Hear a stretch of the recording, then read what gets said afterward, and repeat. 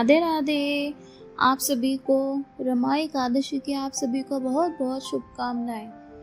यह एकादशी 17 अक्टूबर 2025 को पड़ रही है।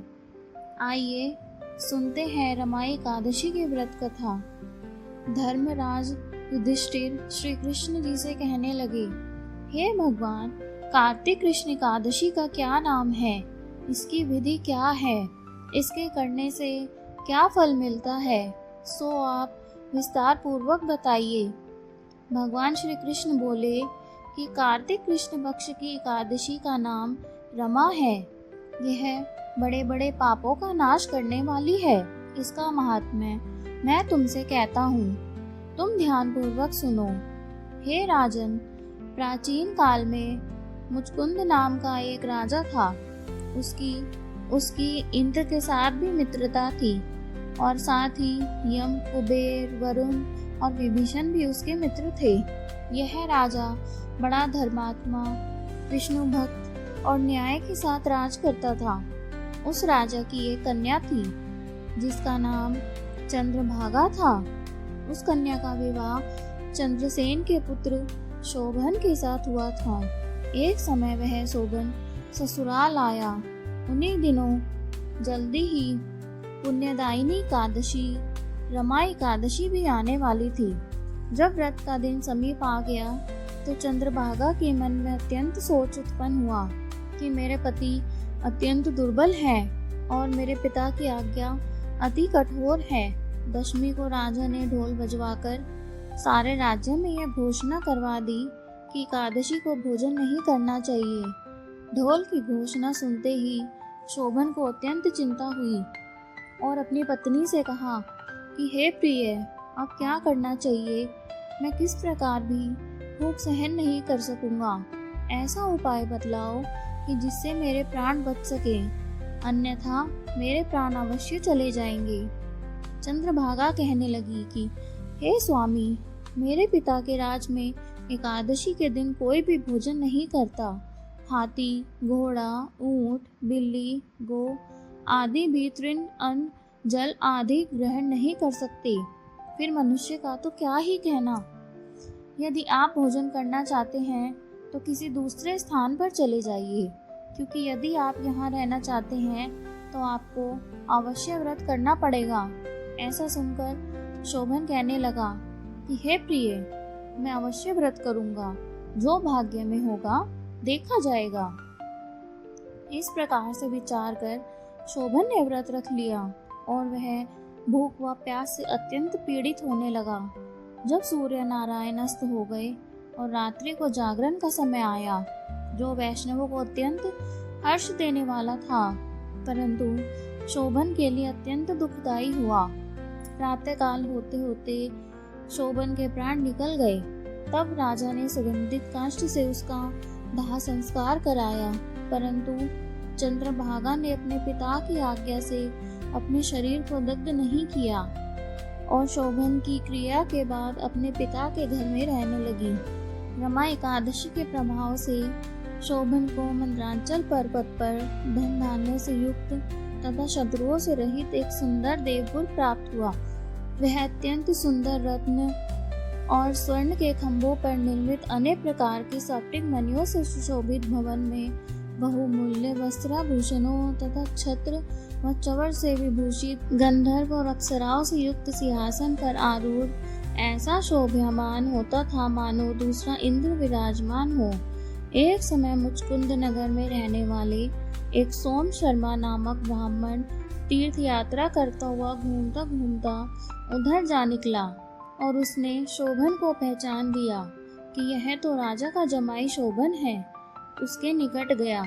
शोभन भी उसे पहचान कर अपने आसन से उठकर उसके पास आया और प्रणाम आदि करके कुशल प्रश्न किया। ब्राह्मण ने कहा कि राजा मुचकुंद और आपकी पत्नी कुशल से हैं।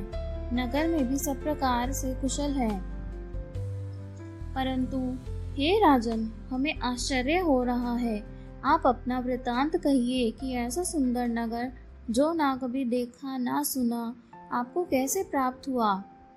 तब शोभन बोला कि कार्तिक कृष्ण की रमा एकादशी को व्रत करने से मुझे यह नगर प्राप्त हुआ, परंतु यह अस्थिर है।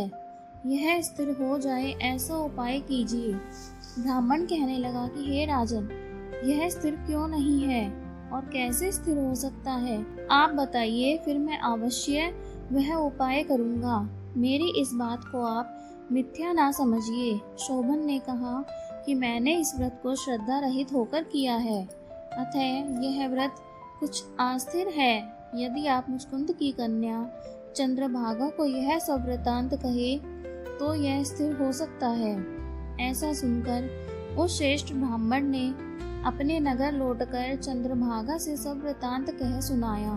ब्राह्मण के वचन सुनकर चंद्रभागा बड़ी प्रसन्नता से ब्राह्मण से कहने लगी, हे ब्राह्मण, यह सब बातें आपने प्रत्यक्ष देखी हैं या स्वप्न की बातें कर रहे हैं?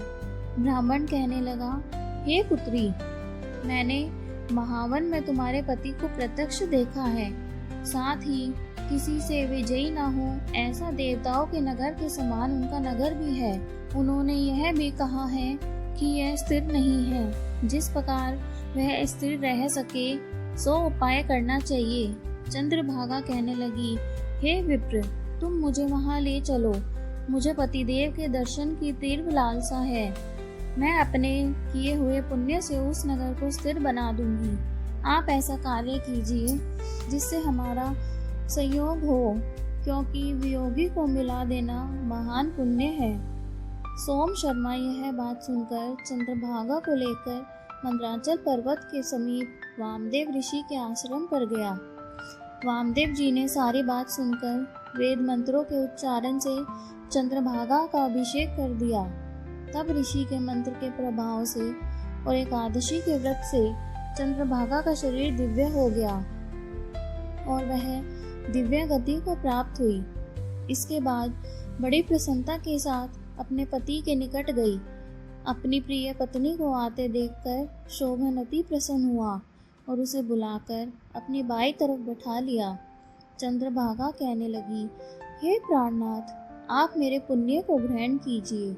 अपने पिता के घर जब मैं 8 वर्ष की थी तब से विधि पूर्वक एकादशी के व्रत को श्रद्धा पूर्वक करती आ रही हूँ। इस पुण्य के प्रताप से आपका नगर स्थिर हो जाएगा तथा समस्त कर्मों से युक्त होकर प्रलय के अंत तक रहेगा।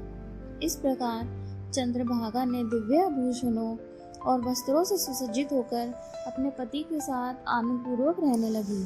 हे राजन, यह मैंने रमा एकादशी का महात्म्य कहा है। जो मनुष्य इस व्रत को करते हैं आदि समस्त पाप नष्ट हो जाते हैं। कृष्ण पक्ष और शुक्ल पक्ष दोनों की एकादशियां समान हैं। इनमें कोई भेदभाव नहीं है, दोनों समान फल देती हैं। जो मनुष्य इस महात्म्य को पढ़ते अथवा सुनते हैं वे समस्त पापों से छुटकर विष्णु लोक को प्राप्त करते हैं। बोलो एकादशी मैया की जय। आपको हमारी यह कथा कैसी लगी कमेंट में ज़रूर बताएं और हमारे चैनल को सब्सक्राइब करें। धन्यवाद।